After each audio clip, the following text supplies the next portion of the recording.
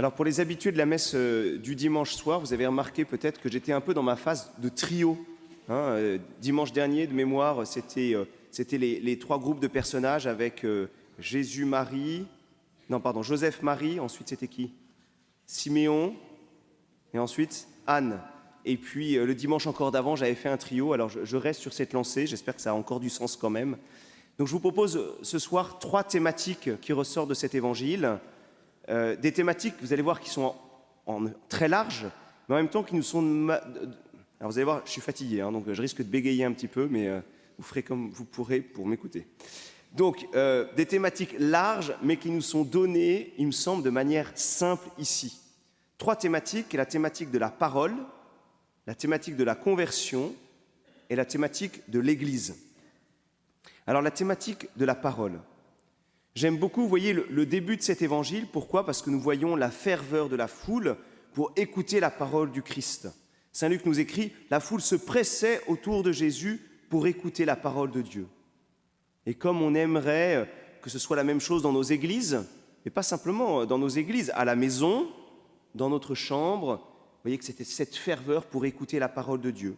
Et autour de Jésus, il y a tellement de monde qu'il est même obligé de prendre un peu de distance pour être entendu de tous.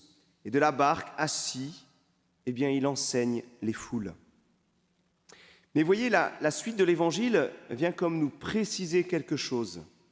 Est-ce que cette foule ne fait qu'écouter ou bien elle va obéir à la parole du Christ? Vous voyez, c'est magnifique cette foule qui se presse pour écouter la parole de Dieu.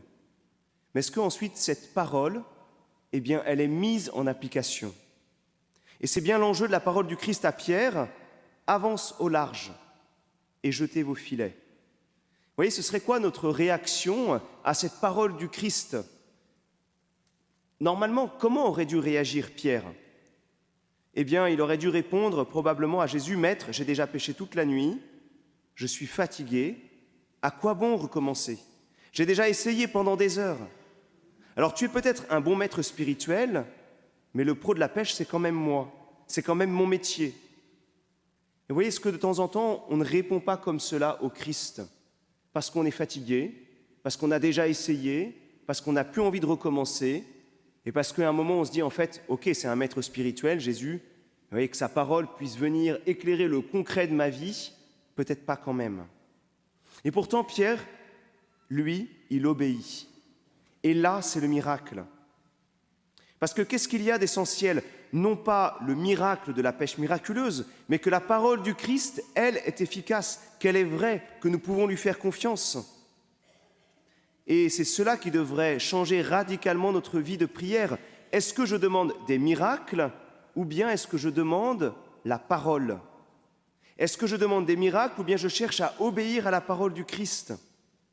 Et vous voyez qu'ici, le miracle n'est pas la pêche miraculeuse, c'est la confiance de Pierre dans la parole du Christ. Ou dit d'une autre manière, le miracle, c'est bien celui de la pêche miraculeuse, mais le poisson, c'est Pierre lui-même. Ce qu'il nous faut donc retenir, c'est l'alliance entre le Christ et Pierre autour d'une parole. Voici ce que dit Pierre, « Sur ta parole, je vais jeter les filets. » Autrement dit, je n'y crois pas trop, mais je m'appuie sur ta parole, je m'appuie sur toi pour avancer, pour me relever, pour recommencer. Cette parole est un point d'appui, un socle, une base pour se relever, pour s'élever. Et Pierre est passé de l'écoute de la parole à une obéissance confiante, et alors il repart. Frères et sœurs, au milieu de nos échecs, de toutes nos nuits à ne rien prendre, quand nous n'osons même plus y croire, quand nous ne voulons plus recommencer, appuyons-nous sur la parole du Christ. C'est elle qui produira son fruit en nous. Première thématique, la thématique de la parole. La deuxième thématique, c'est celle de l'Église. Pourquoi donc Jésus avait-il besoin d'une barque? Eh bien, pour que sa voix puisse s'entendre. Cette barque, elle est un porte-voix, un porte-parole, un porte-Christ. Cette barque, elle est au service de la parole de Dieu. Et voici le mystère de l'Église.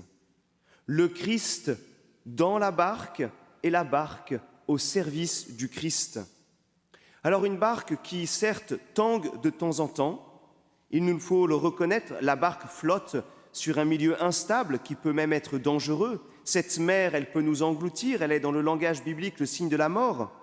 Alors c'est notre monde peut-être, mais c'est aussi notre propre monde intérieur. Ne faisons-nous pas tanguer de temps en temps nous-mêmes l'Église par notre propre péché? Mais avec le Christ en son sein, Dieu merci, elle ne coule pas. De cette barque est transmise la foi. Et la mission des hommes dans la barque, sur l'ordre du Christ et avec le Christ en son sein, c'est de pêcher les poissons pour les amener à la terre ferme.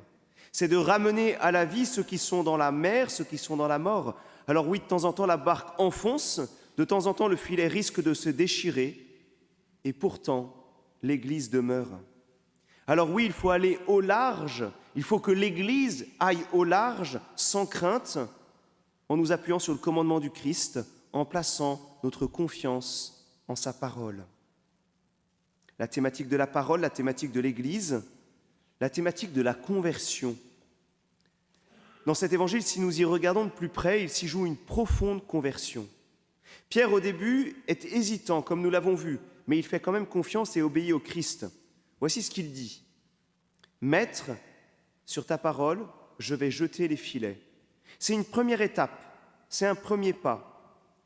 Mais regardons sa réaction toute différente face au miracle, ou plutôt face à la puissance de la parole du Christ. « Éloigne-toi de moi, Seigneur, car je suis un homme pécheur. » Maître, je vais jeter les filets.